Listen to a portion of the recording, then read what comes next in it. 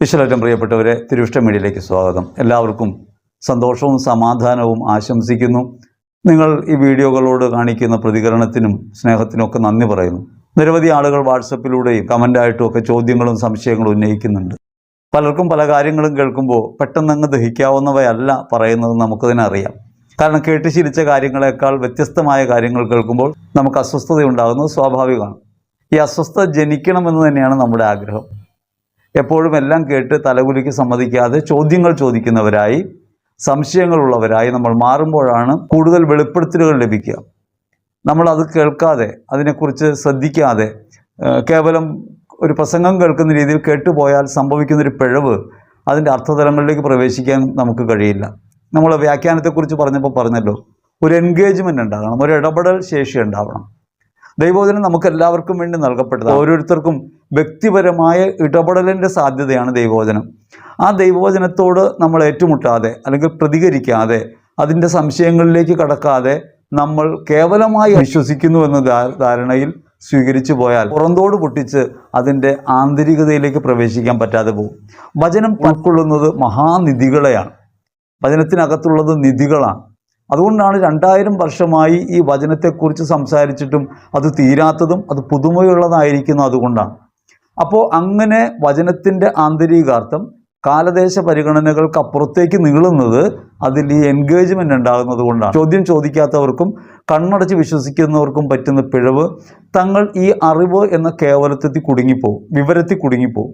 അതിനപ്പുറത്തേക്ക് പ്രവേശിക്കണമെങ്കിൽ ചോദ്യങ്ങൾ ഉണ്ടാകേണ്ടതാണ്. അതുകൊണ്ട് ചോദ്യം ചോദിക്കുന്നവരോടൊക്കെ സഹിഷ്ണുതയോടെയാണ് നാം ഇടപെടുന്നത്. വളരെ സന്തോഷമുണ്ട് ചോദ്യങ്ങൾക്ക്. വീണ്ടും ചോദ്യങ്ങളൊക്കെ ചോദിക്കുക.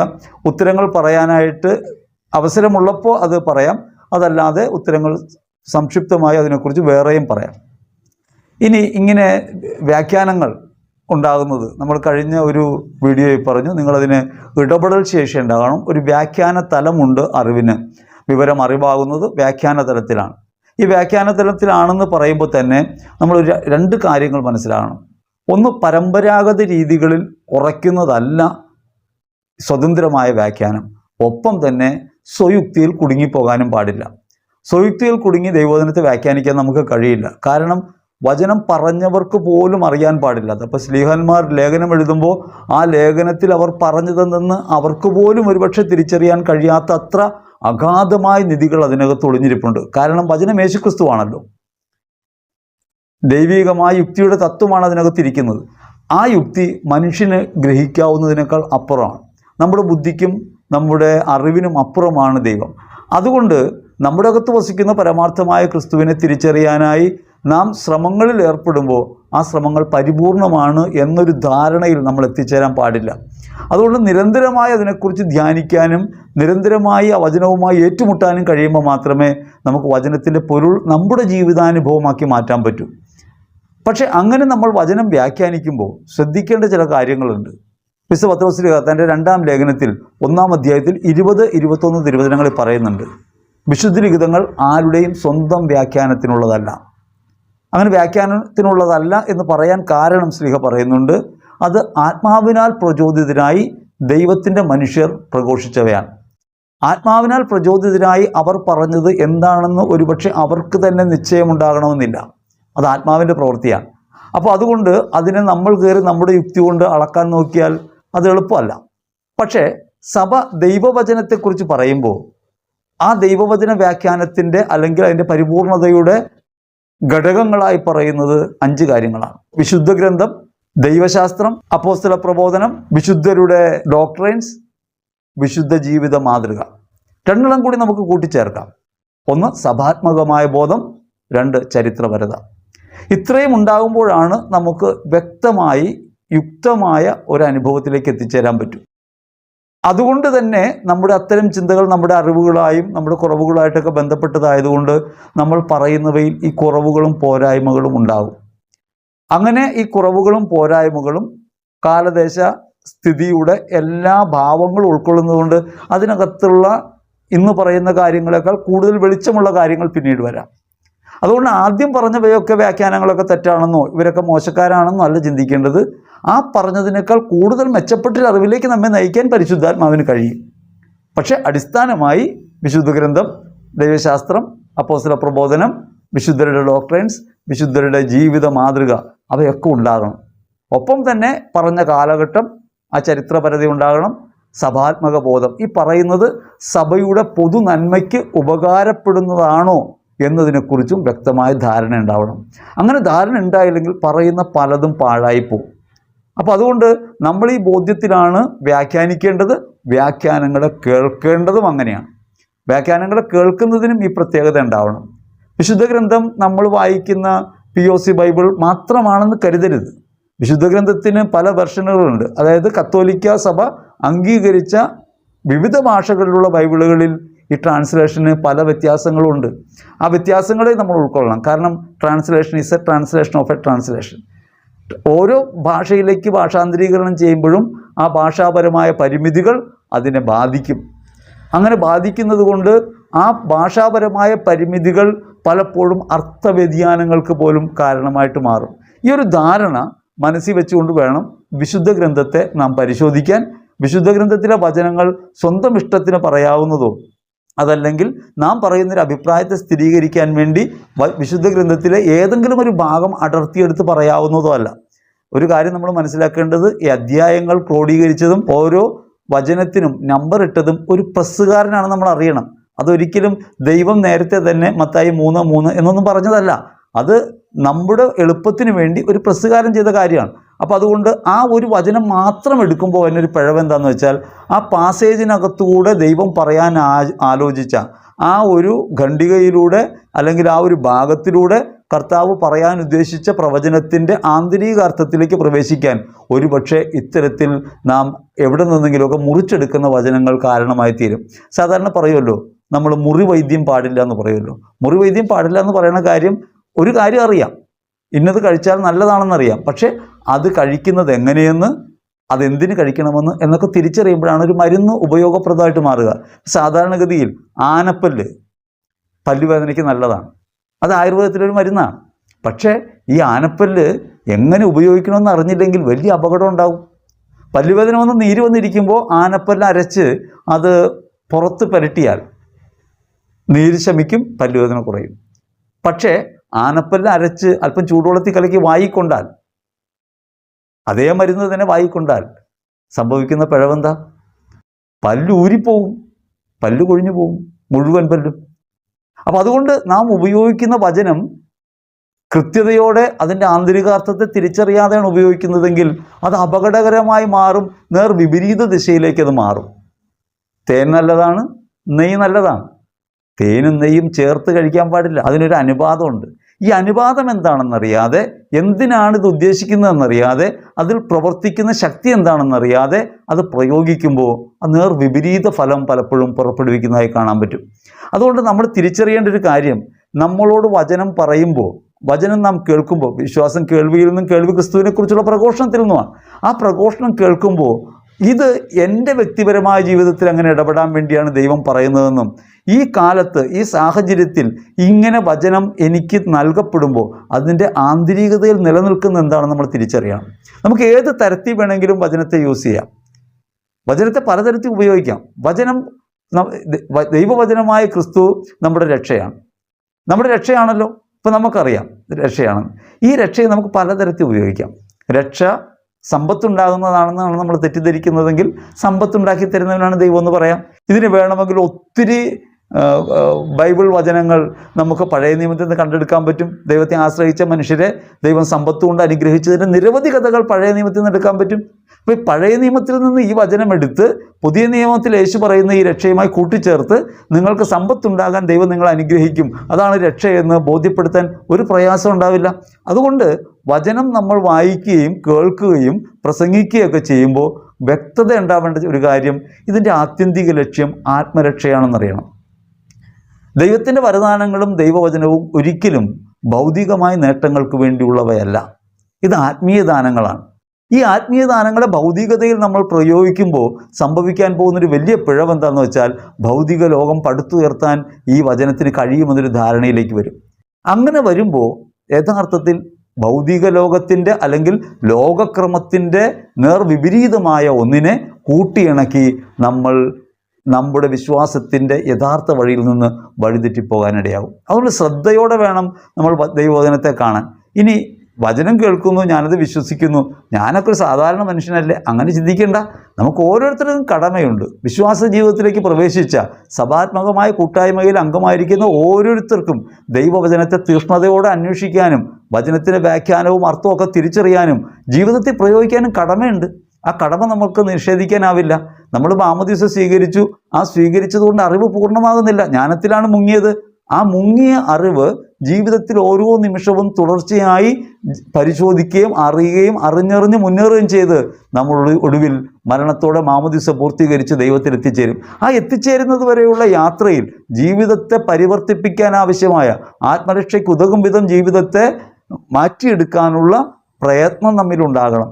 സ്വർഗരാജ്യം ബലവശ്യമാണ്. അഭ്യാസങ്ങളുടെ ദൈവത്തെ പ്രാപിക്കാമെന്നല്ല, ജീവിതത്തെ ദൈവോന്മുഖമാക്കി പകർത്തിക്കൊണ്ടും സഹോദര സ്നേഹത്തിൽ അധിഷ്ഠിതമായി ജീവിച്ചുകൊണ്ടും ഭയരഹിതമായി ക്രിസ്തുവിൽ മുന്നേറിയും വേണം സ്വർഗം കരഗതമാക്കാൻ. ഈ യാത്ര നമ്മുടെ കൂടി സഹകരണം ഉണ്ടെങ്കിൽ മാത്രം നടക്കാവുന്ന കാര്യമാണ്. ബസ്സുണ്ട്, ബസ് തിരുവനന്തപുരത്തേക്ക് തയ്യാറായി കിടക്കുകയാണ്. ബസ് കണ്ടു, അത് കയറാതിരുന്നാൽ എങ്ങനെ ഇനി യാത്രയാവുക? ഇനി പണ്ട് ഞങ്ങളുടെ നാട്ടിൽ സംഭവിച്ചൊരു കാര്യം പറയാം. ഒരാളെ വിളിച്ചിട്ട് പറഞ്ഞു, അനിയ ഒന്ന് കൊച്ചിയിൽ പോകണം. അനിയൻ എന്നാണ് അദ്ദേഹത്തിൻ്റെ പേര്. ഒന്ന് കൊച്ചിയിൽ പോകണം. ഇത് പറഞ്ഞു കഴിഞ്ഞിട്ട് ഈ മനുഷ്യനെ കാണാനില്ല, വൈകുന്നേരമായിട്ടും കാണാനില്ല. ഈ പറഞ്ഞ ജ്യേഷ്ഠന് വലിയ ദേഷ്യമായി. കാരണം ഒരുവനെ വിളിച്ചൊന്ന് കൊച്ചി വിടാൻ നോക്കിയിട്ട് അവനെ പിന്നെ കാണാനേ ഇല്ല. വൈകുന്നേരമായപ്പോൾ നടന്ന് ക്ഷീണിച്ച് വളരെ വിഷമിച്ച് ഈ അനിയൻ വന്നേക്കാണ്. ചോദിച്ചു, നീ എവിടെ പോയിരുന്നു? ചേട്ടനല്ലേ പറഞ്ഞു കൊച്ചിയിൽ പോകാൻ. അതെ. എന്തിനാ നീ പോയത്? എന്തിനാണ് പോകുന്നതെന്നറിയാതെ കൊച്ചിയിൽ വെളിച്ചെണ്ണ വാങ്ങിക്കാൻ വിട്ടതാണ്. പണ്ട് കാലത്താണ് ഉണ്ടായ സംഭവമാണ്. കൊച്ചിയിൽ വിട്ടതാണ്. പക്ഷേ ആൾ കൊച്ചിയിൽ പോയി മടങ്ങി വന്നു. എന്തിനാണ് പോയതെന്നറിയാതെ. അതുകൊണ്ട് നമ്മൾ ദൈവവചനം അനുസരിച്ച് ജീവിക്കണമെന്ന് പറയുമ്പോൾ, ഞാൻ വചനത്തിലാണെന്ന് പറയുമ്പോൾ വചനത്തിൻ്റെ ആന്തരികാർത്ഥത്തെ തിരിച്ചറിഞ്ഞും ഇത് എനിക്കെന്തിനാണെന്നും എങ്ങനെയാണ് ഉപയോഗപ്പെടുകയെന്നും എങ്ങനെയാണ് ഇതിലൂടെ മുന്നേറേണ്ടതെന്നും ഞാൻ തിരിച്ചറിയാതെ പോയാൽ വാസ്തവത്തിൽ നമ്മുടെ യാത്ര വ്യർത്ഥമായി പോകും. നടക്കേണ്ട നടപ്പും കഷ്ടപ്പാടും ഒക്കെ നമ്മൾ അനുഭവിക്കും. പക്ഷേ അതിൽ നിന്ന് ഉൾക്കൊള്ളേണ്ട ഊർജ്ജം ഉണ്ടാവില്ല, ഉദ്ധിതാവസ്ഥ ഉണ്ടാവില്ല. അതുകൊണ്ടാണ് വചനത്തെ ഇപ്രകാരമൊക്കെ വ്യാഖ്യാനിക്കുന്നത്, അല്ലെങ്കിൽ വ്യാഖ്യാനിക്കാൻ പ്രേരിപ്പിക്കുന്നത്. സംശയങ്ങൾ ഉണ്ടാകണമെന്ന് തന്നെയാണ് നമ്മുടെ ആഗ്രഹം. സംശയങ്ങളുടെ ഒരു ഗുണം എന്താണെന്നറിയാമോ? നിങ്ങൾ ഈ വചനവുമായി എൻഗേജ് ചെയ്യുമ്പോൾ, ഇടപെടുമ്പോൾ നിങ്ങളുടെ അകത്ത് തർക്കം ഉണ്ടാവും. ആ തർക്കം നിങ്ങളെ കൊണ്ടുപോകുന്ന എങ്ങോട്ടാണെന്നറിയാമോ? തെറ്റായ വഴിയിലേക്കല്ല, ഒരു ധ്യാനത്തിലേക്കാണ്. വചനം ഒരു ധ്യാനാവസരത്തിലേക്ക് പ്രവേശിക്കുന്ന അങ്ങനെയാണ്. ഉള്ളിലൊരു സംഘർഷം ഉണ്ടാകുന്നു. കേട്ട വചനവും എൻ്റെ അറിവും തമ്മിൽ യോജിക്കാതെ വരുന്നു. അങ്ങനെ എൻ്റെ അറിവും കേട്ട വചനവുമായി യുദ്ധം ചെയ്യുന്നു. അങ്ങനെ യുദ്ധം ചെയ്താൽ മാത്രമേ ദൈവവചനം വിജയിക്കുകയും നമ്മുടെ അറിവിൻ്റെ പരിമിതികളെ മറികടക്കാൻ നമുക്ക് കഴിയുകയും ചെയ്യുള്ളൂ. അങ്ങനൊരു അനുഭവത്തിലേക്ക് വരാൻ വേണ്ടിയാണ് നമ്മൾ ഈ യാഥാർത്ഥ്യത്തെ ഇതിൻ്റെ മുമ്പിൽ കൊണ്ടുവന്ന് വയ്ക്കുന്നത്. കേട്ട് ശീലിച്ച വചനങ്ങൾക്കനുസരിച്ചാണ് വചനം പറയുന്നതെങ്കിൽ കൈയടിക്കാൻ ആളുണ്ടാവും, ഫോളോവേഴ്സ് ഉണ്ടാവും, ഫാൻസ് അസോസിയേഷൻ ഉണ്ടാവും. പക്ഷേ നമുക്ക് ആവശ്യം അതല്ലല്ലോ. നമുക്ക് ഈ ഒരു തീപ്പൊരി, വചനമാകുന്ന അഗ്നി ഹൃദയത്തിൽ എരിഞ്ഞ് നിങ്ങളുടെ അകത്ത് അത് പ്രവർത്തിക്കാൻ തുടങ്ങണമെന്ന ആഗ്രഹമാണ്. അങ്ങനെ ഉണ്ടായാൽ, അതുകൊണ്ടാണ് പലപ്പോഴും നിങ്ങളിതൊന്ന് പ്രചരിപ്പിക്കൂ, മറ്റുള്ളവരിലേക്ക് എത്തിക്കൂ, നിങ്ങൾ സബ്സ്ക്രൈബ് ചെയ്യൂ, കൂടുതൽ ആളുകൾക്ക് കൊടുക്കൂ എന്നൊക്കെ പറയുന്നതിൻ്റെ കാര്യം, എൻഗേജ് ചെയ്യൂ, നിങ്ങൾ കമൻറ്റ് ചെയ്യൂ, ലൈക്ക് ചെയ്യൂ എന്നൊക്കെ പറയേണ്ട കാര്യം, നിങ്ങളിതിങ്ങനെ ഇടപെടാൻ തുടങ്ങുമ്പോൾ നിങ്ങളുടെ അകത്ത് ചിന്തകളുണ്ടാകും. ആ ചിന്തകളിലൂടെ നിങ്ങൾ ഒരിക്കലും വഴിതെറ്റുമെന്ന് വിചാരിക്കേണ്ട. കാരണം ദൈവത്തിൻ്റെ പരിശുദ്ധാത്മാവ് നിങ്ങളിലുണ്ട്. ആ പരിശുദ്ധാത്മാവ് നിങ്ങളിലുള്ളത് കൊണ്ട് കത്തോലിക്ക സഭയ്ക്ക് അകത്ത് നിന്നുകൊണ്ട് തന്നെ സഭാത്മകമായ ബോധത്തോടെ എന്താണ് ഈ പറയുന്നതിൻ്റെ അർത്ഥം, ഇതെൻ്റെ ജീവിതത്തിൽ എങ്ങനെയാണ് ഉപകാരപ്പെടുക, എന്തിനാണ് ഞാനിതൊക്കെ ധ്യാനിക്കുന്നത്, എന്തിനാണ് പ്രാർത്ഥിക്കുന്നത് എന്നൊക്കെ നമ്മൾ അറിയണം. ഇപ്പോൾ പള്ളിയിൽ പോകുന്നു, എന്തിന് പള്ളിയിൽ പോകണം? നമുക്ക് ചിന്ത ഉണ്ടാവില്ലേ? പള്ളി വിശുദ്ധ സ്ഥലമായതുകൊണ്ട് അവിടെ പോകണമെന്ന് വിചാരിച്ചിട്ടാണോ? വീട്ടിലിരുന്ന് പ്രാർത്ഥിച്ചാൽ പോരെ? പ്രാർത്ഥന എപ്പോഴും ഒരുപോലെയല്ലേ? പക്ഷേ ദിവ്യകാരുണ്യം അവിടെ ഇരിക്കുന്നത് സ്വർഗത്തിൻ്റെ മുന്നാസ്വാദനം നൽകാനാണെന്നും ക്രിസ്തുവിൻ്റെ സന്നിധിയിലേക്ക് നമ്മൾ നടക്കുന്ന തീർത്ഥയാത്രയുടെ യഥാർത്ഥമായൊരു അനുബോധനത്തിലേക്ക് അടയാളങ്ങളിലൂടെ നാം പ്രവേശിക്കുകയാണെന്നും, ദേവാലയത്തിൽ ചെല്ലുമ്പോൾ അവിടെ വിശുദ്ധരുടെ രൂപമൊക്കെ വെച്ചിട്ടുള്ളത് നമുക്ക് കാണാനും നേർച്ചയിടാനും വേണ്ടിയല്ലെന്നും, ഈ കാണുന്നതിലൂടെ പറുദീസയുടെ ഒരു മുന്നാസ്വാദനം, ഞാൻ വിശുദ്ധനാകാൻ വിളിക്കപ്പെട്ടു, അങ്ങനെ വിളിക്കപ്പെട്ട ഞാൻ ദൈവസന്നിധിയിലെത്തിയിരിക്കുന്നു എന്ന ബോധം ജനിക്കാനാണെന്നും തിരിച്ചറിഞ്ഞില്ലെങ്കിലോ നമ്മൾ ഈ കാണുന്നതൊക്കെ തെറ്റിദ്ധരിക്കും. അതുകൊണ്ട് ദൈവമാതാവിൻ്റെ തിരുസ്വരൂപത്തിന് മുമ്പിൽ മുട്ടുമടക്കുകയും കണ്ണടക്കുകയും കൈകൂപ്പുകയൊക്കെ ചെയ്യുന്ന നമ്മൾ ദിവ്യകാരുണ്യത്തെ അവഗണിച്ച് കടന്നുപോകും. ദിവ്യകാരുണ്യ കേന്ദ്രീകൃതമായൊരു ജീവിതത്തെക്കുറിച്ചും സ്വർഗത്തിൻ്റെ മുന്നാസ്വാദനത്തെക്കുറിച്ചും പഠിപ്പിക്കുന്ന ദേവാലയം യഥാർത്ഥത്തിൽ എന്തോ അത്ഭുതം നടക്കുന്നൊരു സ്ഥലമായിട്ട് തെറ്റിദ്ധരിക്കപ്പെടും. അങ്ങനെ വരുമ്പോഴോ യഥാർത്ഥത്തിൽ നമുക്കതിൽ നിന്നുണ്ടാകേണ്ട ആത്മീയ ഉണർവ്. ഞായറാഴ്ചകളിലെങ്കിലും നമ്മൾ ദേവാലയത്തിൽ പോകണമെന്ന് പറഞ്ഞതിൻ്റെ പുറകിലുള്ള എന്താ? നമ്മൾ ഓരോ ഞായറാഴ്ചകളിലും ഇങ്ങനെ നടന്ന് പള്ളിയിലേക്ക് പോകുമ്പോൾ മാമോദീസ അനുസ്മരിച്ച് അനുതാപത്തോടെ നാം വീണ്ടും അകത്തേക്ക് കയറും. നിങ്ങൾ കണ്ടിട്ടില്ലേ, പള്ളിയുടെ മുൻപിൽ ആനവാതിലിലും എല്ലാ വാതിലുകളിലും മിക്കവാറും ആനവെള്ളം വെച്ചിരിക്കും. ആനവെള്ളത്തിനാണ് അവിടെ വെച്ചേക്കുന്നത്. ചിലരൊക്കെ പുറത്തേക്ക് പോകുമ്പോഴാണ് നെറ്റി തൊട്ട് വരച്ചിട്ട് പോവുക, ചിലർ അകത്തേക്ക് കയറുമ്പോൾ. എന്തിനാണത് വെച്ചിട്ടുള്ളത്? അത് വെച്ചിട്ടുള്ളത് മാമോദീസ അനുസ്മരിച്ച് ദേവാലയത്തിൽ കയറാനാണ്. അത് തൊട്ട് നെറ്റിയിൽ കുരിശ് വരച്ച് അകത്തേക്ക് കയറുമ്പോൾ മാമോദീസ മുങ്ങിയവനാണ് ഞാനെന്നും അനുതാപത്തോടെ തെറ്റുകൾ കുറവുകളും പോരായ്മകളും ഒക്കെ ഉള്ളത് ഓർത്തുകൊണ്ട് പണ്ട് ദേവാലയത്തിൻ്റെ ആനവാതിലിന് മുമ്പിൽ നിന്ന് കർത്താവാണ് ദൈവമെന്ന് പ്രഖ്യാപിച്ച് ലോകത്തെ ഉപേക്ഷിക്കുന്നു, ലോകത്തെയും സന്തോഷത്തെയും ആഡംബരങ്ങളെ ഉപേക്ഷിക്കുന്നു എന്ന് പറഞ്ഞ് അകത്തേക്ക് കയറി ഞാനാണ് വീണ്ടും ഇപ്പോൾ കയറുന്നത്. ഞാൻ പലപ്പോഴും ഈ വഴിയിൽ വീണുപോയി, ലോകാഡംബരങ്ങളിൽ വീണുപോയി എന്നിട്ട് തിരികെ വരികയാണ്. അപ്പോൾ ഈ മാമോദീസയുടെ മുന്നാസ്വാദനം അനുഭവിച്ചുകൊണ്ട് ദേവാലയത്തിലേക്ക് പ്രവേശിക്കുന്നു. അങ്ങനെ ദേവാലയത്തിലേക്ക് പ്രവേശിക്കുമ്പോൾ അവിടെ വിശുദ്ധരെ കാണുന്നു. ഓ, വിശുദ്ധരുടെ കൂട്ടായ്മയ്ക്കകത്താണ് ഞാനും വിശുദ്ധനാകാൻ വിളിക്കപ്പെട്ടവൻ, ദൈവമേ നിന്റെ സന്നിധിയിൽ എന്ന ബോധമുണരുമ്പോഴാണ് ഒരാൾക്ക് ദേവാലയ അനുഭവപ്രദമായി മാറുന്നത്. മാടാകോടിയിൽ കെട്ടുന്ന കോടിക്കണക്കിന് രൂപ വിലമതിക്കുന്ന വലിയ ആഡംബര ഹർമ്മ്യങ്ങൾ പണിത് കർത്താവിന് ഇരുത്താനല്ല, നാം ചേരുമ്പോഴാണ് ദേവാലയം ഉണ്ടാകുക. നാം ദേവാലയത്തിനകത്താകുമ്പോഴാണ് പറുദീസ ഭൂമിയിൽ അനുഭവപ്രദമാകുക. അങ്ങനെ ഒരു കൗതാശികമായ അടയാളത്തിൻ്റെ രൂപത്തിലുള്ള അനുഭവതലത്തിലേക്ക് സഭ നമ്മെ വിളിക്കുമ്പോൾ അത് തിരിച്ചറിയാതെ പോയാൽ വാസ്തവത്തിൽ നാം ചെയ്യുന്ന പ്രവൃത്തികൾ നിഷ്ഫലമായി പോകും. വചനത്തെ നമ്മൾ ഗ്രഹിക്കുമ്പോൾ വചനത്തെ അതിൻ്റെ ആന്തരികാർത്ഥത്തിലേക്ക് തിരിയാൻ എത്രത്തോളം നമുക്കാവുമോ ആ സാധ്യതകളെല്ലാം ഉപയോഗിക്കണം. വചനത്തെ നിങ്ങൾ സൂക്ഷ്മമായി ഗ്രഹിക്കാൻ, ഹൃദയം കൊണ്ട് ആഗ്രഹിക്കാൻ തുടങ്ങിയാൽ രണ്ട് കാര്യങ്ങൾ നമ്മൾ ഉറപ്പ് നൽകാം. ഒന്ന്, നിങ്ങളുടെ ദാഹം വർദ്ധിക്കും, നിങ്ങൾ വചനത്തിൻ്റെ പിന്നാലെ പായും. രണ്ട്, നിങ്ങൾക്കതിനുള്ള സാധ്യതകൾ തുറന്നു കിട്ടും. നിങ്ങളുടെ കയ്യിലേക്ക് ഈ അറിവുകൾ വന്നു ചേരും. കാരണം നിങ്ങളത് ആഗ്രഹിക്കുന്നു. ഞാൻ വിശ്വാസത്തിൽ ഉറച്ച സമയത്ത് എനിക്കുണ്ടായൊരു അനുഭവം, ചാക്രിക ലേഖനങ്ങളും സഭയുടെ പഠനങ്ങളുമൊക്കെ എൻ്റെ കയ്യിലേക്ക് വന്നെത്തിയതാണ്. വാങ്ങാൻ ശേഷിയില്ലാതിരുന്നപ്പോൾ പോലും അത്ഭുതകരമായി ദൈവത്തിൻ്റെ വചനം എൻ്റെ കയ്യിലേക്ക് എത്തിയിട്ടുണ്ട്.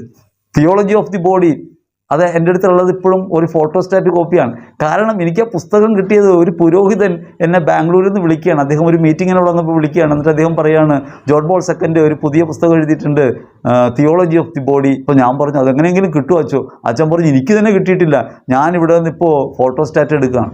അദ്ദേഹത്തിന് തന്നെ എൻ്റെ ഒറിജിനൽ പ്രിൻറ്റ് കിട്ടിയിട്ടില്ല. ഫോട്ടോസ്റ്റാറ്റ് ആരുടെ കയ്യിൽ നിന്ന് വാങ്ങിച്ചിട്ട് എടുക്കുകയാണ്, ഒറിജിനൽ പ്രിൻറ്റ് കിട്ടാനില്ല. ഉടനെ തന്നെ ഞാൻ പറഞ്ഞു അത് എനിക്ക് ആഗ്രഹം ഉണ്ടായിരുന്നു, ഒരു കാര്യം ചെയ്യാം, ഞാൻ ഒരു കോപ്പി ഇപ്പം തന്നെ അയച്ചു തരാം. അദ്ദേഹം 300 ഷീറ്റുള്ള ഒരു ബണ്ടിലാണ് എനിക്ക് അയച്ചു തന്നത്. അപ്പോൾ മനസ്സിലാക്കേണ്ടത്, നിങ്ങൾ ദാഹിക്കാൻ തുടങ്ങും, നിങ്ങളുടെ അടുത്തേക്ക് അറിവ് വരാൻ തുടങ്ങും. അങ്ങനെ അറിവ് വരികയും നിങ്ങൾ കൂടുതൽ അറിയുകയും സഭയോട് ചേർന്ന് നിൽക്കുകയും വിശ്വസ്തരായി ജീവിതം നയിക്കുകയും അതുവഴി ദൈവരാജ്യ അനുഭവം ഈ ഭൂമിയിൽ വെച്ച് തന്നെ നിങ്ങൾക്കുണ്ടാകണമെന്നാണ് നമ്മുടെ ആഗ്രഹം. അതല്ലാതെ ഇത് ഏതെങ്കിലും തരത്തിൽ വഴിതെറ്റിക്കാനോ വഴിതിരിക്കാനോ വേണ്ടിയല്ല. ദൈവവചനത്തെ അറിയാൻ വിശുദ്ധ ഗ്രന്ഥം, ദൈവശാസ്ത്രം, അപ്പോസ്തല പ്രബോധനം, വിശുദ്ധരുടെ ഡോക്ട്രിൻസ്, വിശുദ്ധരുടെ ജീവിത മാതൃക എന്നിവ നമ്മൾ മുറുകെ പിടിക്കണം. സഭാത്മകമായ കൂട്ടായ്മയുടെ ബോധത്തിലും ചരിത്രപരമായ സവിശേഷതകൾ ഉൾക്കൊണ്ടും വേണം വചനത്തെ നമ്മൾ വായിക്കുകയും സ്വീകരിക്കുകയും ചെയ്യാൻ. ഈശ്വരറ്റം പ്രിയപ്പെട്ടവരെ, അതുകൊണ്ട് നമ്മൾ കേൾക്കുന്ന ചില വചനഭാഗങ്ങളിലുണ്ടാകുന്ന ചില പോരായ്മകൾ അല്ലെങ്കിൽ പറയുമ്പോഴുണ്ടാകുന്ന ചില പിഴവുകൾ, അത്തരത്തിലുള്ള കാര്യങ്ങളെക്കുറിച്ച് ചിന്തിക്കുന്നത് ആരെയും കുറ്റപ്പെടുത്താനല്ല, അവരൊക്കെ മോശക്കാരാണെന്നും ഞാൻ മാത്രം ശ്രേഷ്ഠനെന്ന് പറയാൻ വേണ്ടിയല്ല. അങ്ങനെ ഒരു ചിന്ത നമുക്കില്ല. പറയുന്നവർക്കൊക്കെ എവിടെയെങ്കിലുമൊക്കെ പെശകുണ്ടാകുമ്പോൾ നോക്കിക്കാണാനും ചൂണ്ടിക്കാണിക്കാനും കഴിഞ്ഞില്ലെങ്കിൽ കേൾക്കുന്നത് ലക്ഷക്കണക്കിന് ആളുകളായതുകൊണ്ട് അവരൊക്കെ ആ നിലയ്ക്ക് ചിന്തിക്കാനിടയാവും. അങ്ങനെ ആവാതിരിക്കാൻ വേണ്ടിയാണ്. ഈ അടുത്ത് കേട്ടൊരു കാര്യമാണ്, സന്ദേശമായി സാമൂഹ്യ മാധ്യമങ്ങളിൽ പ്രചരിക്കുന്നുണ്ട്. കർത്താവിൽ വിശ്വസിക്കുകയും അവിടുത്തെ ശുശ്രൂഷിക്കുകയും ചെയ്യുമ്പോൾ നിങ്ങൾ അനുഗ്രഹിക്കപ്പെടും, നിങ്ങളുടെ ജീവിതം സുഖസമൃദ്ധമാകുമെന്നാണ് ഈ പ്രഘോഷണത്തിൻ്റെ ആന്തരികാർത്ഥം. അല്ലെങ്കിൽ അത് പറയുന്നത് പച്ചയായിട്ട് തന്നെ പറയുന്നത് അങ്ങനെയാണ്. നിങ്ങൾ ഈ വചനം പറയാൻ തുടങ്ങിയാൽ, നിങ്ങൾ ശുശ്രൂഷ ചെയ്യാൻ തുടങ്ങിയാൽ, സുവിശേഷം പറയാൻ തുടങ്ങിയാൽ നിങ്ങളുടെ ജീവിതം സമൃദ്ധമാകും. ഞാനൊരു കാര്യം ഉറപ്പായിട്ട് പറയട്ടെ, നിങ്ങൾ ക്രിസ്തുമാർഗത്തിലേക്ക് തിരിഞ്ഞ് വചനം പറയാൻ തുടങ്ങിയാൽ നിങ്ങൾക്ക് ഇപ്രകാരം സമൃദ്ധി ഉണ്ടാകുമെന്ന് പറയുന്നത് തെറ്റായ പ്രഘോഷണമാണ്. ഐശ്വര്യം ഉണ്ടാകുമെന്നത് ശരിയാണ്. ഐശ്വര്യം എന്ന് വെച്ചാൽ അർത്ഥം എന്താ? ഐശ്വര്യം പണമല്ല, ഈശ്വര ബന്ധമെന്നാണ്. ആ വാക്ക് വളരെ കൃത്യമാണ്. ഈശ്വര ബന്ധത്തിലാകും നിങ്ങൾ. പക്ഷേ സുവിശേഷം പറഞ്ഞ മനുഷ്യരെ നിങ്ങൾ എണ്ണിയെടുത്ത് നോക്കിക്കോ. ശ്ലീഹാന്മാരും തുടങ്ങി വിശുദ്ധരിലൂടെ നിങ്ങൾ കടന്നുപോയി നോക്കിക്കോ. ലോകത്ത് ക്രിസ്തുവിനെ പ്രഘോഷിച്ചവരാരും സമൃദ്ധി ജീവിച്ചവരല്ല, അവർ ക്ഷേമസ്ഥിതിയിലായിരുന്നവരല്ല. ലോകത്തിന് മുഴുവൻ ക്ഷേമമുണ്ടാകാൻ അവർ പ്രാർത്ഥിക്കുകയും ക്ഷേമം ആശംസിക്കുകയും മറ്റുള്ളവർക്ക് വേണ്ടി ജീവാർപ്പണം ചെയ്യുകയും ചെയ്തിട്ടുണ്ട്. അവരുടെ ആത്മീയവും ഭൗതികവുമായ കാര്യങ്ങളിൽ നന്മയുണ്ടാകട്ടെ എന്ന് അഭിലഷിച്ച് തന്നെയാണ് എല്ലാ സുവിശേഷ പ്രഘോഷകരും വന്നിട്ടുള്ളത്. ഇപ്രകാരം യഥാർത്ഥ സുവിശേഷം പ്രഘോഷിച്ച ശിഷ്യന്മാരിൽ തുടങ്ങുന്ന നിര നീണ്ടു നിൽക്കുന്ന വിശുദ്ധാത്മാക്കളിലേക്കൊക്കെ പരിശോധിക്കുമ്പോൾ അവരെല്ലാം കഠിനമായ വേദനകളിലൂടെയാണ് പോയത്. 1 കൊരിന്ത്യർ 9:16 പറഞ്ഞിട്ടാണ് ഈ പ്രഘോഷണം ഇങ്ങനെ പറയുന്നത്: നിങ്ങൾ കർത്താവിനെ ശുശ്രൂഷിക്കുമ്പോൾ നിങ്ങൾക്ക് അനുഗ്രഹമുണ്ടാവും, നിങ്ങൾ ഭൗതികമായി അനുഗ്രഹിക്കപ്പെടും, നിങ്ങൾ ചെയ്യുന്ന പ്രവൃത്തികളെല്ലാം വിജയിക്കും.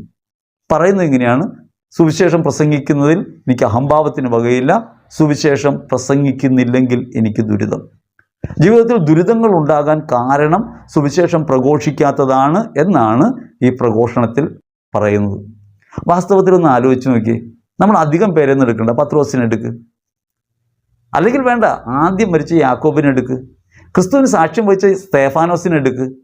ആദ്യത്തെ രക്തസാക്ഷിയാണല്ലോ സ്തേഫാനോസ്. സുവിശേഷം പറഞ്ഞതുകൊണ്ട് എന്തൊരു സമൃദ്ധിയാണ് ഉണ്ടായേ. അവൻ മിഴികൾ ഉയർത്തി കല്ലേറുകൊള്ളുമ്പോൾ സ്വർഗത്തിലേക്ക് നോക്കി മഹിമയിലെ യേശുവിനെ കണ്ടു. എന്നിട്ട് പറഞ്ഞു: യേശുവേ, ഈ ചെയ്യുന്ന പ്രവൃത്തിയുടെ കുറ്റം ഇവരുടെ മേൽ ആരോപിക്കരുതേ. സ്തേഫാനോസ് യഥാർത്ഥത്തിൽ യേശുവിനെ അനുഭവിക്കുന്ന എവിടെയാണ്? ഈ കല്ലേറിനകത്താണ്. ആ കല്ലേറ് കൊള്ളുമ്പോൾ മാത്രമേ സ്തേഫാനോസിനെ അനുഭവമുള്ളൂ. അപ്പോസ്തലപ്രവൃത്തിയിൽ നമ്മൾ വായിക്കും, അവൻ മുട്ടിന്മേൽ നിന്ന് കരങ്ങൾ ഉയർത്തി. കല്ലേറ് കൊള്ളുമ്പോൾ തിരിഞ്ഞോടുകയല്ലേ നമ്മൾ ചെയ്യാം. കല്ലേറ് കൊള്ളുമ്പോൾ മുട്ടുകുത്തി നിന്ന് സ്വർഗത്തിലേക്ക് കരമുയർത്തി സ്വർഗത്തിൽ ഈശോയെ കണ്ടുകൊണ്ട് കണ്ണുകൾ ജ്വലിച്ചു. അവൻ്റെ പ്രഭ കണ്ടിട്ട് ഈ പറഞ്ഞ പൗലോസിൻ്റെ അകത്തൊരു വെള്ളിയാൻ മിന്നി. അവനെ കല്ലെറിഞ്ഞതിൻ്റെ കുപ്പായം സൂക്ഷിച്ച ആളാ. നേരെ തിരിഞ്ഞു പോയത് ഓർക്കണേ. ക്രിസ്ത്യാനികളെ പീഡിപ്പിക്കാൻ വേണ്ടി കച്ച കെട്ടി ഇറങ്ങിയ ഒരുവൻ്റെ മരണം കണ്ടപ്പോൾ തിരിഞ്ഞുപോയി. എവിടേക്ക്? മരിക്കുന്ന സ്ഥിതിയിലേക്ക്. ഇനി പൗലോസിനൊന്ന് പരിശോധിച്ച്. സുഖകരമായിരുന്നല്ലോ ജീവിതം. എത്ര പ്രാവശ്യം ചമ്മട്ടി അടികൊണ്ടേ, എത്ര പ്രാവശ്യം ആ വടി കൊണ്ടടികൊണ്ടേ, എത്ര പ്രാവശ്യം ആ കപ്പലപകടത്തിൽപ്പെട്ടെ, എത്രയോ പ്രാവശ്യമാണ് പട്ടിണിയിലും ജാഗരണത്തിലൊക്കെ ആയിരുന്നത്. എത്ര വട്ടം പീഡിപ്പിക്കപ്പെട്ടു. കഷ്ടതയും ദാരിദ്ര്യമൊക്കെ അനുഭവിച്ച് അതിൻ്റെ അങ്ങേ അറ്റത്തെത്തിയപ്പോഴല്ലേ ഞങ്ങൾ ലോകത്തിൻ്റെ ചപ്പും ചവറും പോലെയും എല്ലാറ്റിൻ്റെയും മുച്ചിഷ്ടം പോലെയും ആയി തീർന്നിരിക്കുന്നു എന്ന് പറഞ്ഞ്. അങ്ങനെ ജീവിതം തന്നെ പിച്ചിച്ചേന്തിയ ഒരു മനുഷ്യൻ ദുരിതമെന്ന് പറയുന്നത് എന്തിനെക്കുറിച്ചാണ്? ഭൗതികമായ നേട്ടങ്ങളില്ലായ്മയെക്കുറിച്ച്. ദുരിതം എന്ന് പറയുന്നത് എന്താ? ഇവിടെ കിട്ടാനുള്ളൊരു കാര്യത്തെക്കുറിച്ചല്ല, അവൻ്റെ സന്നിധിയിൽ എത്തിച്ചേരാവുന്നതിൽ തടസ്സമുണ്ടാകുന്നതിനെയാണ് ദുരിതമെന്ന് പൗലോസ് പറയുന്നത്. ക്രിസ്തുവിൽ എത്തിച്ചേരാനുള്ള തടസ്സത്തെയാണ് ദുരിതമായിട്ട് പറയുന്നത്. ഇവിടെ പറഞ്ഞ ദുരിതം ഏതാ? ഇവിടെ പറഞ്ഞ ദുരിതം ഭൗതികമായ ദുരിതങ്ങളാണ്. ഈ ഭൗതികമായ ദുരിതങ്ങളില്ലാത്ത ഏതെങ്കിലും ഒരാളെ നിങ്ങൾക്ക് കാണിച്ചു തരാമോ? സുവിശേഷം പറഞ്ഞവരെ, യഥാർത്ഥത്തിൽ പറഞ്ഞവരെ. സുവിശേഷം പറഞ്ഞിട്ട് മേന്മയുണ്ടാക്കിയവരും ലോകത്ത് സുഖഭോഗങ്ങൾ വർദ്ധിപ്പിച്ചവരും സ്വസ്ഥമായി ജീവിക്കുന്നവരൊക്കെ ഇല്ലെന്നൊന്നുമല്ല ഞാൻ പറയണേ. ഇതൊരു സെമിനാർ വിഷയം പോലെ വചനവേദിയിൽ വന്ന് വചനം പറയുന്നതാണോ സുവിശേഷം? പ്രൊക്ലമേഷൻ എന്ന് വെച്ചാൽ ജീവിതമല്ലേ? പ്രൊക്ലമേഷൻ ഒരു ജീവിതമാണ്, വാക്ക് വേണ്ട. അതുകൊണ്ടാണ് മിസ്റ്റർ ഫ്രാൻസിസും ലിയോയും കൂടി പ്രസംഗിക്കാനായിട്ട് പോയി. അപ്പോൾ തലേന്ന് ലിയോ പ്രസംഗമൊക്കെ പഠിച്ചു കാണാപ്പാടം. നാളെ പറയേണ്ടതല്ലേ, നാളെ ഒരു പ്രഘോഷണം ഉണ്ടെന്നാണ് പറഞ്ഞേക്കണേ. അങ്ങനെ പറഞ്ഞ് നടന്ന് അലഞ്ഞ് അവസാനം വൈകുന്നേരമായപ്പോൾ ആശ്രമത്തിൽ തന്നെ തിരിച്ചെത്തി. അപ്പോൾ ലിയോ പറഞ്ഞു, നമ്മൾ ഇതുവരെ പ്രഘോഷിച്ചില്ലല്ലോ. ഫ്രാൻസിസ് പറഞ്ഞു, ഞാൻ പ്രഘോഷിച്ചു. സന്യാസി കാണാൻ നടക്കരുത്, കാണിക്കാൻ നടക്കണമെന്നാ. സന്യാസി കാണാൻ നടക്കരുത്, കാണിക്കാൻ നടക്കണം. ഇന്ദ്രിയപരതയിൽ നിന്ന് മോചനം നേടിയിട്ട് ഒരാൾ സമൂഹ മധ്യത്തിൽ നിൽക്കുമ്പോൾ നിശ്ചയമായും അയാൾ ഒരു കാഴ്ച വസ്തു ആകുന്നുണ്ട്. ക്രിസ്തുവിൻ്റെ പ്രതിബിംബം അയാളെ കാണാൻ പറ്റും. അതുകൊണ്ടാണ് ഭിക്ഷ യാചിച്ച മദർ തെരേസയുടെ കയ്യിലേക്ക് തുപ്പിയ മനുഷ്യൻ ക്രിസ്തുവിനെ കണ്ടു മദർ തെരേസയിൽ. എനിക്കുള്ളത് കിട്ടി, എൻ്റെ മക്കൾക്കുള്ളത് തരണം. ഒരാൾ കാറി കൈ തുപ്പിയിട്ട് അതൊരു ദുരനുഭവമായിട്ട് മാറുന്നില്ല. ദുരിതങ്ങളിലൂടെ പോയ മനുഷ്യരെക്കുറിച്ചാണ് ഞാനീ പറയണേ. ദുരിതങ്ങളിലൂടെ പോയ മനുഷ്യർ, എല്ലാവരാലും പിച്ചു ചീന്തപ്പെട്ടവർ, അപമാനിക്കപ്പെട്ടവർ, ലോകത്ത് കഷ്ടത അനുഭവിച്ചവർ, ഈ ലോകം വെറുത്തവർ, ഇവരെ കൊല്ലുന്നത് ബലിയാണെന്ന് കരുതുമെന്ന് കർത്താവ് പറഞ്ഞ നിറവേറിയ നിരവധി ആത്മാക്കൾ സുവിശേഷം പ്രഘോഷിച്ചവരുണ്ട്. നമ്മളിന്ന് സുഖഭോഗങ്ങളുടെ നടുവിൽ നിന്ന് മിഷ്ടാനം ഭക്ഷിച്ച് വചനവേദി കയറി നിന്ന് യേശുക്രിസ്തു ദൈവമാണെന്ന് പറഞ്ഞാൽ യഥാർത്ഥത്തിൽ അവനെ പുച്ഛിക്കുന്നൊരു തുല്യമല്ലേ? കിടക്കാനിടമില്ലാതെ വിശന്ന് വലഞ്ഞ് ലോകത്തലഞ്ഞ ഒരുവനെക്കുറിച്ചാണ് നിങ്ങൾ പറയണേ. അവസാനം കുരിശിൽ കയറിയ ഒരുവനെക്കുറിച്ച്. ജീവിതത്തിൽ ഒരൊടവും തട്ടാതെ ഈ ശരീരം കാത്തു സൂക്ഷിച്ച് ദൈവസന്നിധിയിലേക്കാണ് യാത്രയെന്ന് തെറ്റിദ്ധരിപ്പിച്ച് നാം പറയുന്ന വചനത്തിന് എങ്ങനെയാണ് ആത്മാവിൻ്റെ പ്രഭ ഉണ്ടാകുക? അതുകൊണ്ട് ചിന്തിക്കേണ്ട വിഷയമാണ്. നമ്മളീ പറയുന്നത് കാണുമ്പോൾ നമ്മൾ ചിന്തിക്കണം. നമ്മളെല്ലാവരും സന്തോഷിപ്പിക്കാൻ വേണ്ടിയല്ല വചനം പറയുന്നത്, നിങ്ങൾക്കെല്ലാം കിട്ടും എന്ന് പറയാൻ വേണ്ടിയല്ല. നിങ്ങൾക്ക് കിട്ടാത്തവയിലും ദൈവത്തിൻ്റെ ഇടപെടലുണ്ട്. ദൈവം നിങ്ങളുടെ അകമയുണ്ട്. അതുകൊണ്ട് നിങ്ങളിന്ന് അനുഭവിക്കുന്ന ദുരിതങ്ങൾ യഥാർത്ഥത്തിൽ ദുരിതങ്ങളല്ലെന്നും യഥാർത്ഥ ദുരിതം ക്രിസ്തുരഹിതമായ ജീവിതമാണെന്നാണ് നമ്മൾ പറയുന്നത്. യേശു ക്രിസ്തു കൂടെ ഉണ്ടെങ്കിൽ നിങ്ങൾ അനുഭവിക്കുന്നതൊക്കെ ലഹരിയായിട്ട് മാറും. അടികൊള്ളുമ്പോൾ ലഹരിയായിട്ട് മാറും. ഫ്രാൻസിസിൻ്റെ കഥ മുമ്പ് ഞാൻ പറഞ്ഞിട്ടുണ്ടെന്ന് തോന്നുന്നു. ഫ്രാൻസിസും ലിയോയും കൂടി ഒരു ആശ്രമത്തിൽ ചെന്നപ്പോൾ ആശ്രമത്തിൻ്റെ വാതിക്കൽ കള്ളം കയറാതിരിക്കാൻ വേണ്ടി ഒരു സന്യാസി മുട്ടൻ വടിയായിട്ട് നിൽക്കുകയാണ്. അയാൾ ലിയോയെ അടിക്കുന്നുണ്ട്. ഫ്രാൻസിസ് വിളിച്ച് പറയാണ്, ലിയോ തടുക്കരുത്. ലിയോ തടുക്കാണ്. അടികൊണ്ട തടുക്കാത്ത മനുഷ്യരുണ്ടോ? അടികൊള്ളുമ്പോൾ തടുക്കാണ്. കയ്യും കിട്ടിയത് കൊള്ളാൻ പറ്റുമോ? മുട്ടൻ വടി കൊണ്ട് അടിക്കുകയാണ്. അപ്പോൾ ഫ്രാൻസിസ് പറയാണ്, ലിയോ തടുക്കരുത്, ദൈവരാജ്യം വരുന്നു. എവിടെയാണ് ദൈവരാജ്യം? ദൈവരാജ്യം ഭക്ഷണമോ പാനീയമോ അല്ല. നീതിയും സമാധാനവും പരിശുദ്ധാത്മാവിലുള്ള സന്തോഷവും. നീതിയും സമാധാനവും പരിശുദ്ധാത്മാവിലുള്ള സന്തോഷവും വരുന്നവിടെയാണ്. സഹനത്തിൻ്റെ അങ്ങേയറ്റത്ത് നിന്നിട്ടാണ്. അവിടെയാണ് ക്രിസ്തു ഈ ലോകത്തിന് സമാധാനം നൽകിയത് കുരിശിൽ കിടന്നുകൊണ്ടാണ്. അതുകൊണ്ട് നമ്മൾ ഇന്നും തിരുവോസ്തി ഉയർത്തി പറയുമല്ലോ, ഇതാ ലോകത്തിൻ്റെ പാപങ്ങൾ നീക്കുന്ന ദൈവത്തിൻ്റെ കുഞ്ഞാട്, അവൻ പാപങ്ങൾ നീക്കിയത് ഈ കുരിശിലാണ്. അപ്പോഴാണ് പറയുന്നത് സമാധാനമാണ് നമുക്ക്. ആ സമാധാനമാണ് നമ്മളിൽ വസിക്കേണ്ടത്. 1 കൊരിന്ത്യർ 9:16 പറഞ്ഞിട്ട് പറയാണ്, നിങ്ങൾക്ക് സമൃദ്ധി ഉണ്ടാകും. ഇല്ല, സുവിശേഷം പറയുന്നവർക്ക് സമൃദ്ധി ഉണ്ടാകുമെന്നല്ല. ദൈവം പരിപാലിക്കില്ലേ? ദൈവം പരിപാലിക്കും. നിങ്ങൾ ഒരു മുടിനാരിഴയും നശിച്ചു പോകില്ല, വൃഥാവിലാകില്ലെന്ന് ഓർക്കണം. നശിച്ചു പോകില്ലെന്ന് പറയുമ്പോൾ ആരും നമ്മളെ കൊല്ലില്ലെന്നോ തല്ലില്ലെന്നോ അല്ല വിചാരിക്കേണ്ടത്. അത് വൃഥാവിലാവില്ല. നമ്മുടെ ഒരു മുടിനാരിഴയും വൃഥാവിലാവില്ല. കർത്താവിൻ്റെ കരങ്ങളിൽ സുരക്ഷിതമാണ്. ലോകത്ത് നമുക്കുണ്ടാകുന്ന തിക്താനുഭവങ്ങൾ നമ്മെ നശിപ്പിക്കില്ല. ആ തിക്താനുഭവങ്ങൾക്കകത്തൊക്കെ ക്രിസ്തുവിൻ്റെ മുഖമുണ്ട്. അവൻ ഇതിനേക്കാൾ മോശമായി, ഇതിനേക്കാൾ ക്രൂരമായി പീഡിപ്പിക്കപ്പെട്ടിട്ടുണ്ട്. അതുകൊണ്ടാണ് ദാസൻ യജമാനേക്കാൾ വലിയവനല്ല എന്ന് പറയുന്നത്. അപ്പോൾ അതുകൊണ്ട് നമ്മൾ ആലോചിക്കേണ്ട ഒരു വിഷയം, നമ്മളിങ്ങനെ ഈ ലോകത്തിൻ്റെ സന്തോഷങ്ങൾ ഉണ്ടാകാൻ വേണ്ടി ദൈവത്തിൻ്റെ പിന്നാലെ പായുന്നത് യഥാർത്ഥത്തിൽ അർത്ഥരഹിതമായൊരു യാത്രയാണ്. അല്ലെങ്കിൽ ദൈവത്തിനെതിരായൊരു വഴിയിലായിപ്പോകുന്നുണ്ട് പലപ്പോഴും. ആവശ്യങ്ങളും കഷ്ടതകളും രോഗങ്ങളും സഹനങ്ങളും ഒക്കെ നിങ്ങൾക്കുള്ളത് നല്ലതാണെന്ന അഭിപ്രായം നമുക്കില്ല. അവയിലൊക്കെ കുടുങ്ങി നിങ്ങൾ നരകയാതന അനുഭവിക്കട്ടെ, പീഡിപ്പിക്കപ്പെടട്ടെ എന്നും നമുക്ക് അഭിപ്രായമില്ല. കാരണം ഓരോ വേദനയും കാണുമ്പോൾ നമ്മുടെ ഹൃദയം നുറുങ്ങുന്നുണ്ട്. ആര് രോഗിയായിരിക്കുമ്പോഴും നമുക്കത് അംഗീകരിക്കാൻ കഴിയുന്നില്ല. ആര് വേദനിക്കുമ്പോഴാണ് നമ്മുടെ ഹൃദയം സന്തോഷിക്കുക? ദൈവത്തിന് സന്തോഷം ഉണ്ടാകുന്നതാണ് ആ വിചാരം. ദൈവം എപ്പോഴും എന്തുകൊണ്ടാണ്? ദൈവം അനിവാര്യമായ ഈ സാഹചര്യത്തിലൂടെ നമ്മെ കടത്തി യഥാർത്ഥ സന്തോഷത്തിലേക്ക് നമ്മെ കൊണ്ടുവരാൻ വേണ്ടിയാണ്. ആത്മാവിൻ്റെ ഉയർച്ചയിലേക്ക് കൊണ്ടുവരാൻ വേണ്ടിയാണ്. ശരീരവും ലോകമൊക്കെ നമുക്ക് തന്നിട്ടുള്ളത് അതിനെയൊക്കെ അതിജീവിച്ച് ദൈവത്തിലായിത്തീരാനാണ്. ഈ ദൈവത്തിലായിത്തീരുമ്പോഴുള്ള പരമമായ സന്തോഷത്തിലേക്ക് നമ്മൾ എത്തണമെങ്കിൽ നമ്മൾ ഈ സഹനത്തിലൂടെ കടന്നു പോയേ മതിയാകൂ. ഈ ശിക്ഷണത്തിൻ്റെ വഴിയല്ലാതെ പോകാൻ നിവൃത്തിയില്ല. ഈ ലോകത്തിൻ്റെ നശ്വരതയെ ജയിക്കണമെങ്കിൽ, അനശ്വരമായ സ്നേഹത്തിലേക്ക് എത്തണമെങ്കിൽ നശ്വരതയുടെ ഈ പ്രകൃതങ്ങളിലൂടെയൊക്കെ കടന്നു പോകണം. പക്ഷെ അവിടെയൊക്കെ നിങ്ങൾ ആശ്വസിപ്പിക്കപ്പെടാൻ വേണ്ടിയാണ് നമ്മൾ പ്രാർത്ഥിക്കുക, നമ്മൾ ആശ്വസിപ്പിക്കപ്പെടാൻ വേണ്ടിയല്ല. അതുകൊണ്ട് ആശ്വസിപ്പിക്കപ്പെടാൻ വേണ്ടിയല്ല, ആശ്വസിപ്പിക്കാൻ വേണ്ടിയാണ് നമ്മൾ വരുന്നത്. അങ്ങനെയാവണം വചനമെന്നാണ് നമ്മൾ പറയുന്നത്. ആശ്വസിപ്പിക്കപ്പെടാൻ വേണ്ടി നമുക്ക് ക്രിസ്തുവിനെ അറിയുന്തോറും നമുക്ക് മറ്റുള്ളവർക്ക് വേണ്ടി ബലിയാകാൻ പറ്റും, മറ്റുള്ളവർക്ക് വേണ്ടി സഹിക്കാൻ പറ്റും, മറ്റുള്ളവരുടെ പീഡകൾ സ്വീകരിക്കാൻ പറ്റും. അങ്ങനെ സ്വീകരിക്കുമ്പോഴും അവരെ അനുഗ്രഹിക്കാൻ പറ്റും. നിങ്ങളെ ശപിക്കുന്നവരെ നിങ്ങൾ ശപിക്കരുത്, അനുഗ്രഹിക്കുവിൻ. അനുഗ്രഹം അവകാശമാക്കാൻ വിളിക്കപ്പെട്ടവരാണല്ലോ നിങ്ങൾ. ക്രിസ്തുവിലാണെന്ന ബോധ്യം നമുക്കുണ്ടാകും. പല പ്രാർത്ഥനാ സങ്കേതങ്ങൾ ഇങ്ങനെ ലോകത്ത് ചുറ്റി നടക്കുന്നുണ്ടല്ലോ, പലതരത്തിലുള്ള സങ്കേതങ്ങൾ. ഈ സങ്കേതങ്ങളൊക്കെ എന്തിനു വേണ്ടിയുള്ളതാണ്? ഭൗതിക കാര്യസാധ്യത്തിന് വേണ്ടിയുള്ളതാണ്. ഇപ്പോൾ നവനാൾ കേന്ദ്രങ്ങളായാലും ധ്യാന കേന്ദ്രങ്ങളായാലും ഇപ്പോൾ മോഡിഫൈ ചെയ്യപ്പെട്ടിട്ടുള്ളത് നിങ്ങളുടെ ആവശ്യങ്ങൾ ചെന്ന് ചോദിച്ചാൽ കിട്ടാവുന്നൊരു സ്ഥലം. അതുകൊണ്ട് ഭൂമിയിലെ ദൈവരാജ്യം ഇവിടെയാണ്, ഇവിടെ ചെന്ന് എന്ത് ചോദിച്ചാലും നിങ്ങൾക്ക് കിട്ടുമെന്നാണ് ഇപ്പോൾ പറഞ്ഞുകൊണ്ടിരിക്കുന്നത്. നിങ്ങളിലാണ് ദൈവമെന്നും നിങ്ങളിലാണ് ദൈവരാജ്യമെന്നും കൂദാശയിൽ നിങ്ങൾക്ക് ഈ അനുഭവത്തിലേക്ക് ഉയരാമെന്നും കൗദാശികമായ അടയാളമായി ലോകത്ത് നിങ്ങളുണ്ടെന്നും മാമോദീസ മുങ്ങിയ ഓരോരുത്തരും ക്രിസ്തുവിനെ ലോകത്ത് പ്രകാശിപ്പിക്കുന്നവരാണെന്നും പറയാനായിട്ട് നമുക്ക് കഴിയില്ല.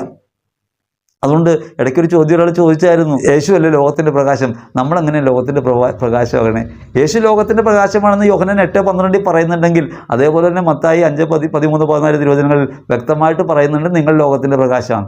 യേശു നമ്മുടെ അകമയാണ്. ഈ ശരീരത്തിനകത്ത് അവൻ വസിക്കുന്നു. അവൻ ശരീരധാരിയായത് ശരീരത്തിൽ അവന് വസിക്കാൻ കഴിയുമെന്ന് പറയാൻ വേണ്ടിയാണ്. നിങ്ങളുടെ ശരീരം അശുദ്ധമായ ഒന്നാണെന്നല്ല തിരിച്ചറിയേണ്ടത്, ക്രിസ്തു വസിക്കുന്ന ഇടമായിട്ട് തിരിച്ചറിയാൻ കഴിയുമ്പോഴാണ് നിങ്ങൾക്ക് നിങ്ങളുടെ ശരീരത്തോട് ബഹുമാനം ഉണ്ടാകുക, സെൽഫ് റെസ്പെക്റ്റ് ഉണ്ടാകുക. അപ്പോഴാണ് നിങ്ങൾക്ക് നിങ്ങളുടെ ശരീരത്തെ കാത്തു സൂക്ഷിക്കണമെന്ന് തോന്നുക. ആ ശരീരത്തിൻ്റെ സ്നേഹത്തിലുണ്ടാകേണ്ട ഭാവത്തെക്കുറിച്ച് നിങ്ങൾക്ക് ചിന്ത ഉണ്ടാകുക. അപ്പോഴാണ് ശരീരത്തിൽ അനുഭവിക്കുന്ന വേദനകൾ പോലും സുഖകരമായ ലഹരിയായിട്ട് മാറുക.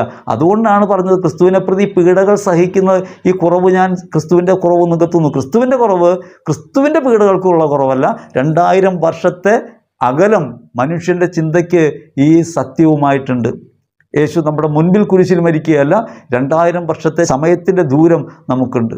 അതിനെ മറികടക്കാൻ നമ്മുടെ സഹനങ്ങൾ ഉപകാരപ്പെടും. അതുകൊണ്ടാണ് സഹനങ്ങളുടെ പാരമ്യത്തിൽ വിശുദ്ധ ഫ്രാൻസിസിനെ 2ാം ക്രിസ്തുവായിട്ട് ലോകം പറയുന്നത്. സഹനങ്ങളുടെ മധ്യയാണ്, വേദനകളുടെ മധ്യയാണ് ആ ജീവിതം മുഴുവൻ തകർക്കപ്പെട്ട അനുഭവത്തിൻ്റെ അങ്ങേയറ്റത്ത് ക്രിസ്തുവിൻ്റെ മുറിവുകൾ അവനിൽ പ്രത്യക്ഷമാകുന്നത് ക്രിസ്തുവിൻ്റെ വെളിപാട് ലോകത്തിന് നൽകാൻ വേണ്ടിയാണ്. ഈശ്വരറ്റം പ്രിയപ്പെട്ടവരെ, അതുകൊണ്ട് തിരിച്ചറിയണം, ഈ പറയുന്നത് ഏതെങ്കിലും ഒരു ധ്യാനകേന്ദ്രത്തെ കുറ്റം പറയാനോ ആരോടെങ്കിലും എതിർപ്പുണ്ടാകാനോ അല്ല. ചെയ്യണ പ്രവൃത്തി ശരിയാണോ എന്ന് നിങ്ങൾ തന്നെ വിലയിരുത്തിയാൽ. വചനം പറയുമ്പോൾ ആ വചനത്തെ അതിൻ്റെ ആന്തരിക അർത്ഥത്തിൽ നമുക്ക് ഉൾക്കൊള്ളാൻ പറ്റണം. ആന്തരിക അർത്ഥത്തിൽ തിരിച്ചറിഞ്ഞാൽ മാത്രമേ നമുക്ക് വചനത്തെ സ്വീകരിക്കാൻ പറ്റൂ. വചനം സ്വീകരിക്കുന്നതും ജീവിക്കുന്നതും ഭൗതികമായ നേട്ടങ്ങൾക്ക് വേണ്ടിയല്ല. ഭൗതികമായ നേട്ടങ്ങൾ അതുകൊണ്ട് ഉണ്ടാക്കുന്നവരുണ്ട്. പൗലോസ്ലീഹ പറയുന്നുണ്ടല്ലോ, ഞാനൊന്നും വാങ്ങിക്കുന്നില്ല. വാങ്ങിക്കുന്നവരുണ്ട്, ക്രിസ്തുവിനെ പ്രതി ലാഭകരമായി സുവിശേഷം പ്രഘോഷിക്കുന്നവരുണ്ട്. ഞാനവരെ വിമർശിക്കുന്നില്ല. നമുക്കവരോട് വിമർശനമില്ല, അവർ വാങ്ങിക്കൊള്ളട്ടെ. നമുക്കൊന്നും വേണ്ടെന്ന് പറയുന്നത് ഇല്ലായ്മയില്ലാത്തത് കൊണ്ടല്ല, ക്രിസ്തുവിനെ പ്രതി അപ്രകാരമായിത്തീരണമെന്ന് ഹൃദയബോധ്യമുള്ളത് കൊണ്ടാണ്. വിശുദ്ധ പൗലോസ് അത് പറയുന്നുണ്ട്, ഞാനൊന്നും വാങ്ങിക്കുന്നില്ല, ഞാനൊന്നും നിങ്ങളൊന്നും പ്രതീക്ഷിക്കുന്നില്ല, കാരണം ഞാൻ സഹിക്കാൻ വേണ്ടി വന്നതാണ്. ക്രിസ്തു ശിഷ്യരെ കൊല്ലാൻ വേണ്ടി നടന്ന ഒരാൾക്ക് തീഷ്ണത ഉണ്ടായപ്പോൾ അയാൾ മരിക്കാൻ തീഷ്ണതയുള്ള ആളായിട്ട് മാറി. അതാണ് പൗലോസ് നമ്മൾ കാണുക. സമൃദ്ധി ഉണ്ടാകാനല്ല നാം വചനം ശുശ്രൂഷിക്കേണ്ടത്, ക്രിസ്തുവിൽ സമൃദ്ധമായി തീരാനാണ്. യജമാനേക്കാൾ വലിയവനല്ല ദാസൻ എന്ന് വചനം പറയുന്നുണ്ടല്ലോ. യജമാനൻ ആരായിരുന്നു? യജമാനൻ കിടക്കാനിടമില്ലാത്തവൻ, ജനിക്കാൻ പോലും സ്ഥലം കിട്ടാത്തവൻ, ഹെറോദസ് ഓടിച്ചിട്ടവൻ, നാടോടിയായി മാറേണ്ടി വന്നവൻ, ഈജിപ്തിൽ പോയി താമസിക്കേണ്ടി വന്നവൻ, അവിടെ നിന്ന് വീണ്ടും നസ്രത്തിൽ വരുന്നു. ആകെ 33 വർഷത്തെ ജീവിതം, ജീവിച്ചതൊക്കെ ദുരിതാവസ്ഥ, കിടക്കാനിടവില്ല, ആരും കൂടെയില്ല. എന്നിട്ടോ അപമാനമേൽക്കുന്നു. മിത്രങ്ങളൊക്കെ ബുദ്ധിസ്ഥിരതയില്ലാത്തവനെന്ന് വിളിക്കുന്നു, പിശാച് ബാധിതനെന്ന് മതക്കാർ വിളിക്കുന്നു, യഹൂദ മതം പിശാച് ബാധിതൻ എന്ന് മുദ്ര കുത്തുന്നു, ദൈവദോഷകനായി കാണപ്പെടുന്നു. എന്നിട്ടൊടുവിൽ ഒരു ശിഷ്യന് ഒറ്റിക്കൊടുക്കുന്നു. ദൈവമാണെന്നൊക്കെ നേരിട്ട് പറഞ്ഞൊരുത്തൻ തള്ളിപ്പറയുന്നു. കൂടെ ഉണ്ടായിരുന്നവരെ ഉടുപ്പ് പോലും ഉപേക്ഷിച്ച് ഓടിപ്പോകുന്നു. മതവും അധികാരവും ചേർന്ന് കുരിശിൽ തറയ്ക്കുന്നു. ജീവിതം മുഴുവൻ പിച്ചി ചീന്തപ്പെട്ട ഒരാളാണ് ക്രിസ്തു. ദൈവമായിരിക്കെ ദൈവത്വം നിഗൂഢമാക്കി മനുഷ്യനായി ഭൂമിയിൽ അവതരിച്ച് ഈ ജീവിതം മുഴുവനും പിച്ചി ചീന്തിയ ഒരുവൻ നമ്മുടെ മുമ്പിൽ നിന്നിട്ട് പറയാണ്, യജമാനനേക്കാൾ വലിയവനല്ല ദാസൻ. ഓർമ്മ വേണം, ജീവിതത്തിലുണ്ടാകുന്ന നിസാരങ്ങളായ അപമാനങ്ങളെ, പീഡകളെ, ഒറ്റിക്കൊടുക്കലുകളെ, എതിർപ്പുകളെ, കഷ്ടതകളെ, ദാരിദ്ര്യത്തെ, ശാരീരികമായ പീഡകളെ, അതിനെയൊക്കെ നമ്മൾ കാണണം. അവനെ പ്രതി നോക്കുമ്പോൾ ഇതെല്ലാം നിസ്സാരം. അവൻ അനുഭവിച്ചതുമായി വെച്ച് നോക്കുമ്പോൾ നമുക്ക് 7 അയലത്തെത്താൻ കഴിയില്ല. അവൻ കുരിശിൽ പ്രാപിച്ച മഹത്വം ആനുകാലിക ലോകത്ത് ജീവിതം വഴി വെളിപ്പെടുത്താൻ വിളിക്കപ്പെട്ടവരാണെന്ന ബോധ്യത്തോടെ എരിവോടെ ജീവിക്കാൻ പറ്റണം. അങ്ങനെ എരിവോടെ ജീവിക്കുമ്പോഴാണ് ലോകത്ത് സഭ പ്രകാശമാനമായ ഒരിടമായിട്ട് കാണപ്പെടുക. ലോകത്തിന് മുൻപിൽ ക്രിസ്തുവിൻ്റെ വചനം അടയാളപ്പെടുത്തപ്പെടുക. ആനുകാലിക ജീവിത ചുറ്റുപാടിൽ ജീവിക്കുന്ന ക്രൈസ്തവ സാക്ഷ്യമായി നമുക്ക് മാറാൻ കഴിയുക. അപ്രകാരമായി തീരട്ടെ എന്നാണ് നമ്മുടെ പ്രാർത്ഥന. ഒപ്പം തന്നെ നിങ്ങളുടെ കഷ്ടതകളും രോഗങ്ങളും സഹനങ്ങളും ഒക്കെ ലഘൂകരിക്കപ്പെടട്ടെ എന്നും ദൈവത്തിൻ്റെ ആശ്വാസം നിങ്ങൾക്ക് ലഭിക്കട്ടെ എന്നും അവൻ്റെ സമൃദ്ധിയാൽ നിങ്ങൾ നിറയട്ടെ എന്നും ഒക്കെ ഹൃദയപൂർവ്വം ഞങ്ങൾ പ്രാർത്ഥിക്കുന്നു. കാരണം വിശപ്പ് എത്രത്തോളം വലുതാണെന്ന് നമുക്കറിയാം, എത്രത്തോളം ഒരു മനുഷ്യനെ കാർന്നു നമുക്കറിയാം. വിശക്കുന്ന എല്ലാവർക്കും ഭക്ഷണം ലഭിക്കട്ടെ എന്ന് നമ്മൾ പ്രാർത്ഥിക്കും. ക്രിസ്തു തന്നെയും സ്വയം ഭക്ഷണമായി മാറിയ ഒരുവനാണ്. ആ ഒരു ബോധ്യത്തോടെ അവരന് വേണ്ടി ഭക്ഷണമാകാനുള്ള വിളിയാണ് നമ്മുടെ എന്ന ബോധ്യത്തോടെ നമുക്ക് സുവിശേഷം പ്രഘോഷിക്കാം, ജീവിതം കൊണ്ട് പ്രഘോഷിക്കാം. ജീവിതത്തിലുടനീളം ആ സൗരഭ്യം പരക്കട്ടെ എന്ന് ഹൃദയപൂർവ്വം പ്രാർത്ഥിക്കുന്നു. ദൈവം നിങ്ങൾ അനുഗ്രഹിക്കട്ടെ. ആമേൻ.